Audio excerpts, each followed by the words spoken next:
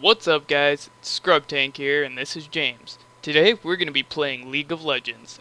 I'm going to be playing Zac and Chris will be playing Fiora. Now this is the Howling Fjord and it is the ARAM map in the matchmaking playlist. And so first things first, I'm going to go ahead and grab my first item for the match. Now Zac is a pretty heavy guy, but noticing Chris is playing Fiora, I'm just going to grab some more health. Now the reason I'm doing this is because Zac's abilities actually scale off of his health, they use his health and scale off of AP. So I grab my boots and a Giant's belt for my first engage, and we'll see how things go. Let's see what's going to happen. Zac is looking pretty cool. Right now I'm sitting on 1,168 health because of the Giant's belt. I actually believe I picked the wrong rune page as well as my mastery page. So now this is our first fight, and you'll notice Zac drops these little bloblets. I call them jelly beans. You pick those up and you actually gain some health back. You actually gain a little bit more health than what you would use with his abilities, which is really nice. So Zac can constantly heal himself in lane, which is really good for ARAM. Now unfortunately, I'm really weak right now, so going against Fiora was probably not the smartest thing right off of the bat. But Zac, he tends to scale more towards the late game, where Fiora is really, really good early and mid game. So now I'm going to go ahead and grab some armor. Obviously Fiora does damage based on her attack damage. So I grab a little armor and I'm going to go with the Ninja Tabi for boots. It's going to give me a little bit more defense.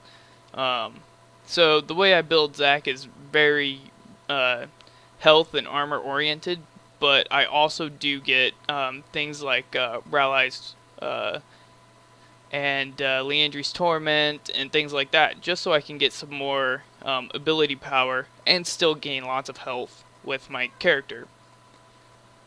So right here you'll just see I picked my E ability, and halfway through the match I realized that I was not holding the E down to actually go the full distance with the ability. I would just hit it and I would just kind of like flop over. Really retarded on my part, but in the end I kind of figured out and remembered I hadn't played Zac in a long time. You'll see there I just messed up with that ability. This is a great thing about Zac, because he gets those little jelly beans of life back. You can take a couple of hits from the turret and you really don't have to worry about it much. So you can see Chris just kind of trying to kite me into trying to hit him. I misused my ability again right there, but it doesn't bother me. I'm grabbing some creeps and just having fun. We played 2 games. I think I'm gonna include the other game just to show it, and I'll upload that in a second video for the day.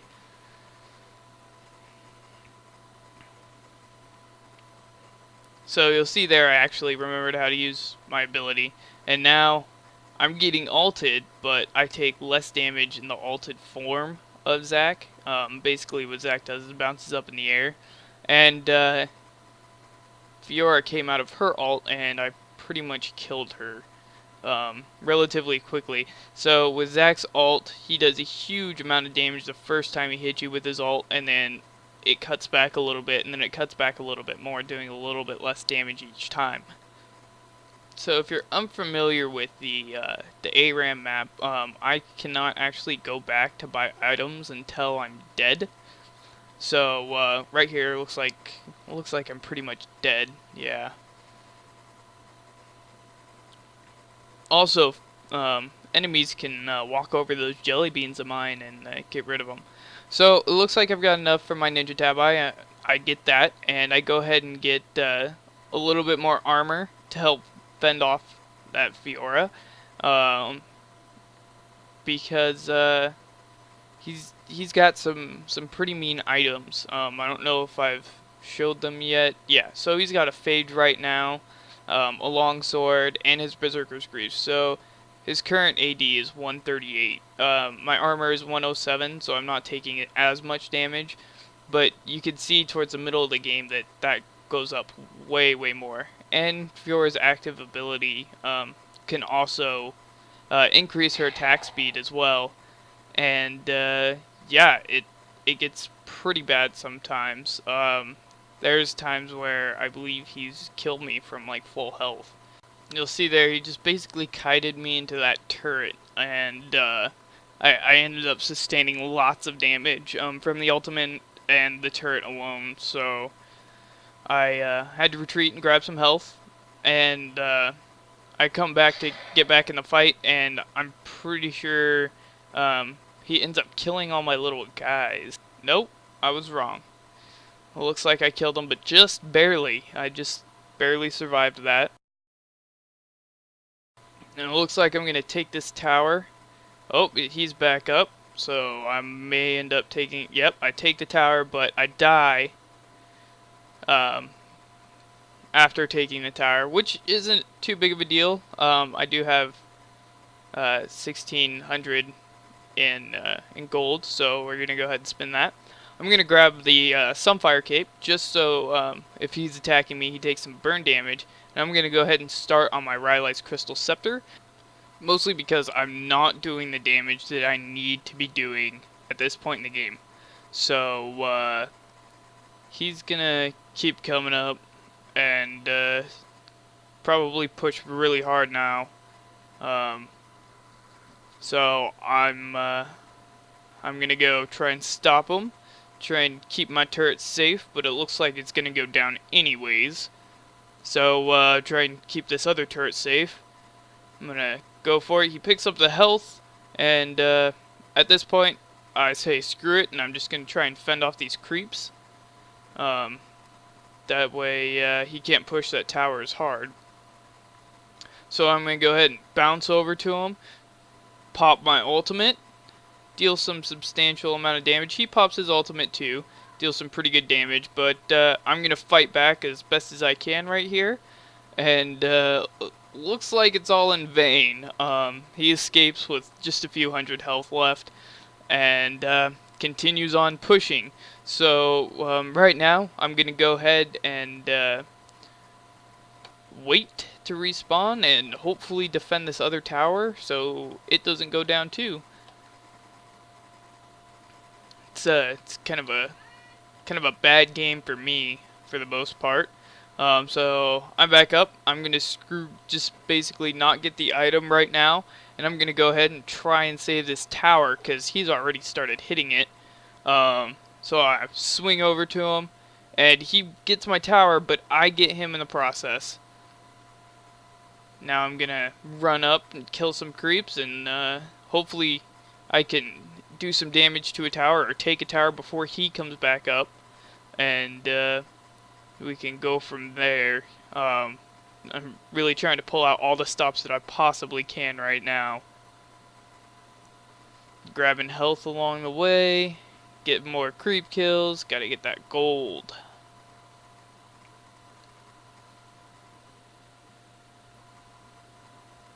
Okay, so it looks like I can make it to his tower. Hopefully I can deal some... Oh no, he's back already.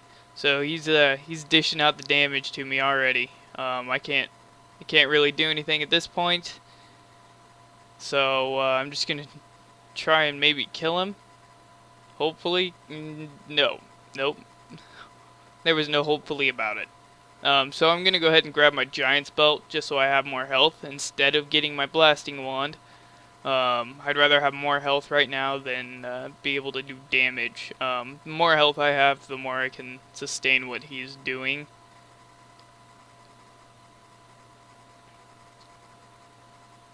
And it looks like he's pretty fast. He's already at my inhibitor. So hopefully I can get there and save that. I'm gonna swing on over to him with my bungee jump thing. Bam! And then I'm gonna do some bouncing on him with my ultimate. It's just keep wailing on him. And it looked like he might have ulted me there. I could be wrong, but I'm gonna give it my best, and my best wasn't enough. Just was not enough damage. So I'm gonna grab my blasting rod, and he's gonna be going for my towers. He's really low health right now, so hopefully I can get up there and kill him. But he's already taken out one of my towers. It looks like, yeah, it just went down, and he's running away. So this could be good. This could be bad. Got 4 seconds. 3, 2, 1, and I'm out. And gotta get these creeps out of here. So I'm gonna go ahead and kill those. Oh, he just poked in, and he's got about half health left. He must have grabbed some health orb things from the map.